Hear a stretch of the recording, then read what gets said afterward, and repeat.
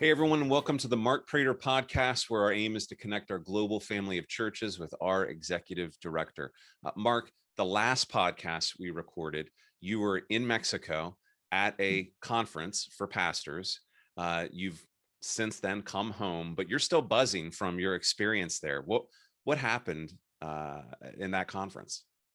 I am still buzzing. The conference still is affecting me. That is the Fieles conference that is led by Carlos Contreras, senior pastor of Iglesia Gracia Soberana in Juarez, Mexico.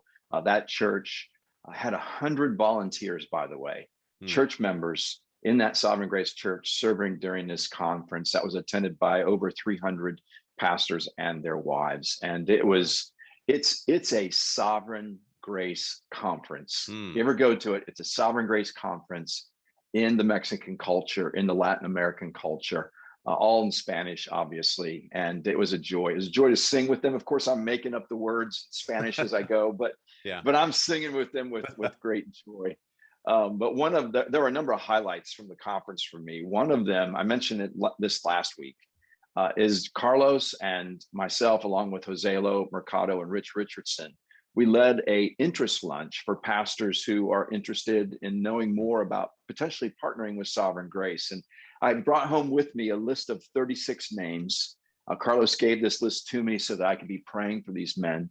About 10 of these names are wives. So there were about 25 pastors at this lunch that we had on Thursday afternoon. And it was just wonderful. Got to share a little bit about Sovereign Grace. And then we opened up to a Q&A. A man and his pastor and his wife were there planning a church in Mexico City and just wondering about partnering with Sovereign Grace. They're unaffiliated. There were men there who have existing churches who were asking questions about how to partner with Sovereign Grace. Actually, churches in Juarez, churches in other parts of Mexico. And it was just humbling to interact with them. Many of them didn't really ask questions, but made comments about how Sovereign Grace had already served them, how Carlos in particular, and Abelardo and Hellman, other men working in Mexico, had served them. And we're just reaffirming some of the values that I was sharing earlier. So it was a lunch that was very, very exciting and inspiring.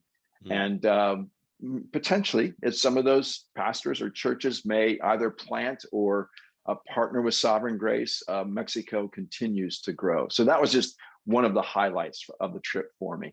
Excellent. That's wonderful. You were sharing with me a couple of stories before we started recording the podcast. Why don't you share those stories now? A couple of reports back from the field that you got to hear about. Yeah, I had so many encouraging faith-building interactions at this conference. We could probably do almost an hour podcast if I told you all the stories, but let me just tell you two quick ones. One is a conversation I had both with Andres Contreras and Roberto Esputinian. We know him as Chobi. Chobi is now the senior pastor of the Sovereign Grace Church in Guadalajara.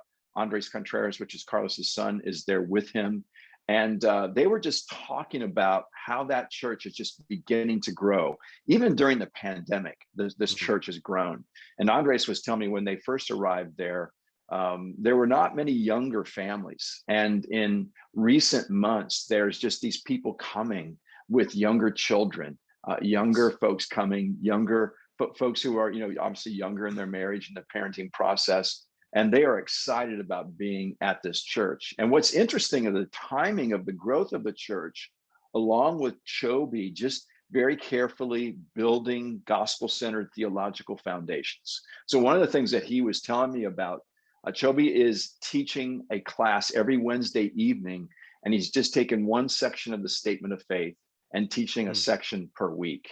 Just a wonderful way to build theological foundations in a growing church. So that was just very, very exciting, given the fact that you're just rejoicing in what God's doing. But Guadalajara is a very strategic city in Mexico.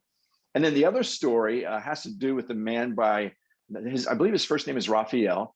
He lives in the most southern state in Mexico, as I understand it, Chiapas, which borders right up against Guatemala.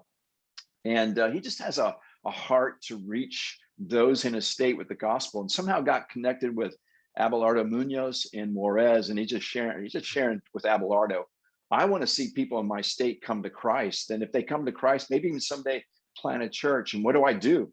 So Abelardo got him the Spanish version of the bridge course that's been created by Jim Donahue, a pastor I served with at Covenant Fellowship.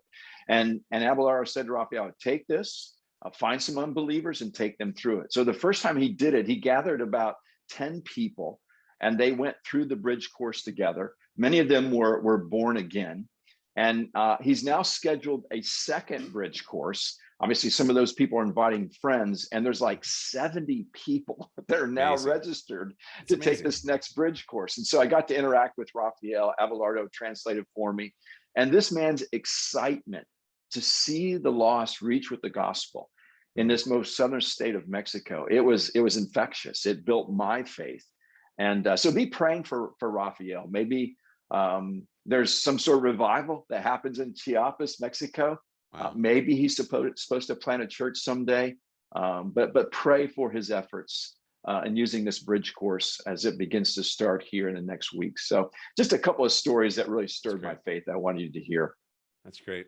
I think it's safe to say most of us never tire of hearing about how God is at work in Mexico and how God is using Carlos and the other guys there to serve men there in the advance of the gospel. So thanks, Mark, for the update. Thank you all for watching or reading, and we'll see you here next week, Lord willing. Bye for now. Thank you for watching. If you have questions or comments, Mark would love to hear from you. For more videos like this, hit subscribe on YouTube or by email at markkprater.com.